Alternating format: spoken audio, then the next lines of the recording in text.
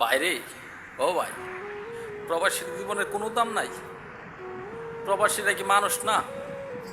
এই যে আমার স্ক্রিনে দেখতেছেন একটা লোকের ছবি, এবার একটা প্রবাস জীবনে আইছে, মেলা টাকা কামাইছে।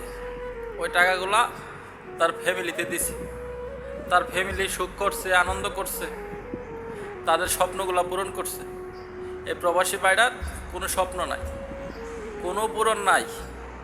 এই প্রবাসী ভাইটা হঠাৎ করে মারা গেছে বিদেশে।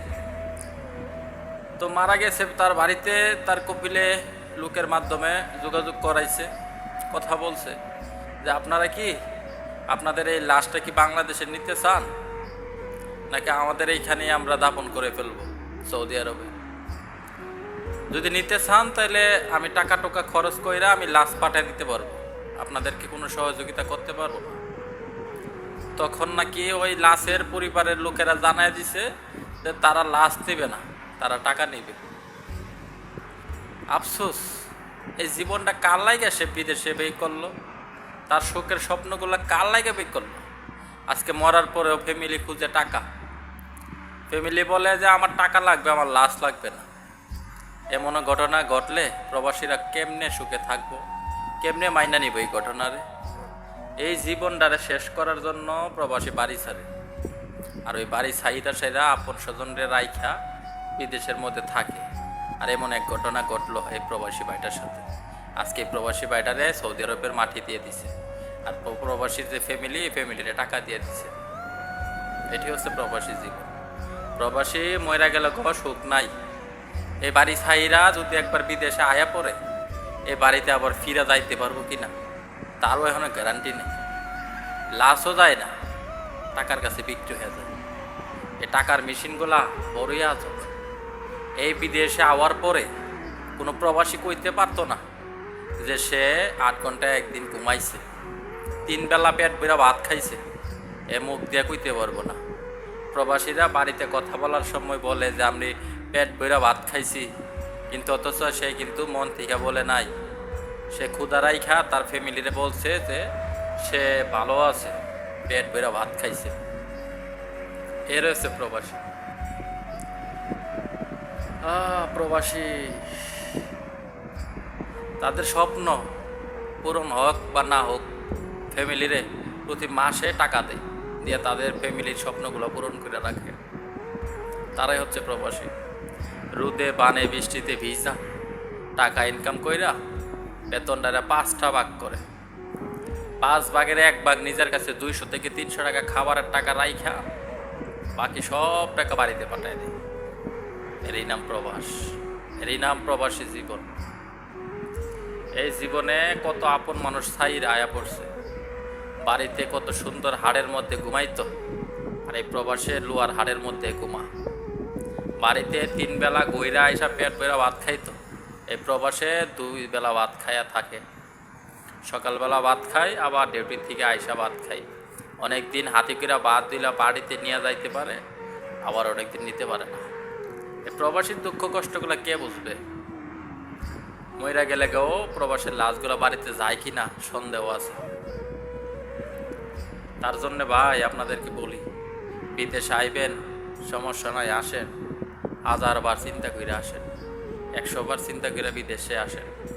একবার বাড়ি ছাইরা দিলে এই বাড়িতে আবার ফিরতে পারবেন কি না তার কোনো গ্যারান্টি নেই।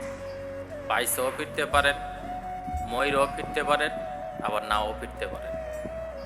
এই জন্য 100 বার বলি আমি ভাই, বারবার চিন্তা কইরা তারপরে বাড়ি ছাইরা আসেন। যদি আপনার কিছু টাকা থাকে বিদেশে আসার মতো, ওই টাকাটা দিয়া দেশের মধ্যে কিছু করার চেষ্টা করেন, তাও ভালো হবে। বর্তমান বিদেশের অবস্থা এত খারাপ, আমি আপনারে বইলা বুঝাইতে পারবো না। আপনি শুনবেন আমার কথা, এখন আপনার কাছে ভালো নাও লাগতে পারে। আপনি যখন বিদেশে আসবেন, আমার মতো পয়সা থাকবেন, কাম পাইবেন না, কাম পাইবেন বেতন পাইবেন না, তখন আপনি বুঝতে পারবেন, আমার এই কথাগুলোর যে কতটুকু দাম ছিল। আমরা যখন বিদেশে আসি, বইলে আসছি যে 2 বছর বিদেশ করব, 2 বছর বিদেশ কইরা বাড়িতে চলে আসবো। আপনি বিশ্বাস করেন যেই টাকাটা দিয়ে আসছি বিদেশে, ওই টাকাটা উঠাইতে আমার 2টা বছর লাগে গেছে গা। যেই টাকাটা দিয়ে আসছি 2 বছরে উঠাইয়া এখন কি আপনাদের মত কি বাড়িতে চলে যাইতে পারবো? যার জন্য আসলাম বাড়িতে, যদি টাকার জন্য বাড়ি ছাড়ছি, তো টাকা ইনকাম না করতে পারি, তাহলে বিদেশ করে লাভ কি? 2টা বছর শুধু শুধু লস করে লাভ হইল কি? এই চিন্তা করে আবার 3 বছরের মাথায় পাড়া রাখলাম। তো বাড়িতে 2 বছরের পরে যাওয়ার কথা ছিল, যাইতে পারি নাই। কারণ বাড়ি একবার ছাইরা দিলে ওই বাড়িতে আবার কবে যে যায় পৌঁছামো তার কোনো গ্যারান্টি নেই। এই জন্যে বলি ভাই, 100বার চিন্তা কইরা তারপরে বাড়ি ছাইরেন। বিদেশ যদি আইবেন 100বার চিন্তা কইরা আইবেন। আমি যুবক ভাইরাদেরকে বলবো, ভাই বয়স যদি 25 বছর হয়ে যায়, বিয়া করেন নাই, আপনারা বিদেশে আয়েন না। এর লেগে আয়েন না? আপনারা যদি 25 বছর বয়সে বিদেশে 4 লাখ 5 লাখ টাকা খরচ করে আপনারা আসেন, ওই 4 লাখ 5 লাখ টাকা উঠাইতে গেলে আপনার ম্যাক্সিমাম বর্তমান সময়ে 2 থেকে 2.5 বছর লাগে যাবো গা। তো আপনার যদি বয়স 25 বছর থাকে, আপনি টাকাটা উঠাইতে 2 বছর গেলে আপনার বয়স হবে 27 বছর। তো 2 বছর পরিশ্রম করার পরে টাকা উঠাই আসে যা, এখন কি আপনি বাড়িতে যাইতে পারবেন? পারবেন না।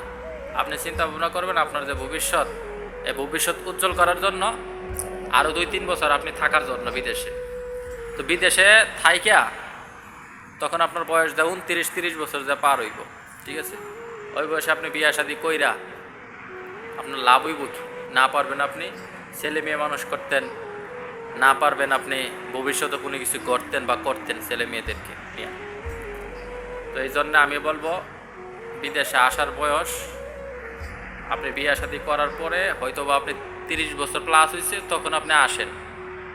তখন আপনার একটা ফ্যামিলি থাকবো, ছোট্ট সংসার থাকবো। আর আপনি 25 বছর বয়সে, বিয়ার বয়সে যদি আপনি বিদেশ আসেন, তো আপনার কোনো লাভ হবে না। একুলো হারাইবেন, ওকুলো হারাইবেন। তার জন্য আপনারা বুঝা টুইজা তারপরে বিদেশ আসবেন। বিদেশের অবস্থা অনেকই খারাপ, বিদেশের অবস্থা অনেক খারাপ। বর্তমান সময়ে অনেক মানুষে কাজ করে কিন্তু তাদেরকে বেতন দেয় না। আবার অনেক মানুষে কাম নাই, 3 বেলা খাইতেও পারে না, রুম ভাড়া দিতে পারে না। বর্তমান বিদেশের অবস্থা খুবই খারাপ। তো সবাই ভালো থাকবেন। আমার কথাগুলা যদি আপনার ভালো লাগে অবশ্যই লাইক করবেন আর কমেন্টে জানাবেন। আর এই প্রবাস জীবন থেকে বাস্তব জীবন নিয়ে সেরা কথাবার্তা আপনারা যা কিছু জানতে চান এই কমেন্টে বলবেন, আমি ইনশাল্লাহ রিপ্লাই দেবো আপনাদেরকে। বিদেশের সম্পর্কে, বিদেশ কোন বিষয় দিয়ে আসবেন, কোন কাজে আসলে ভালো হবে, এই সম্পর্কে ধারণা যদি আপনারা নিতে চান আমার এই ভিডিওর কমেন্ট করবেন, ইনশাল্লাহ আপনাকে আমি সুন্দরভাবে বুঝিয়ে দেব। তো সবাই ভালো থাকবেন। আল্লাহ হাফেজ।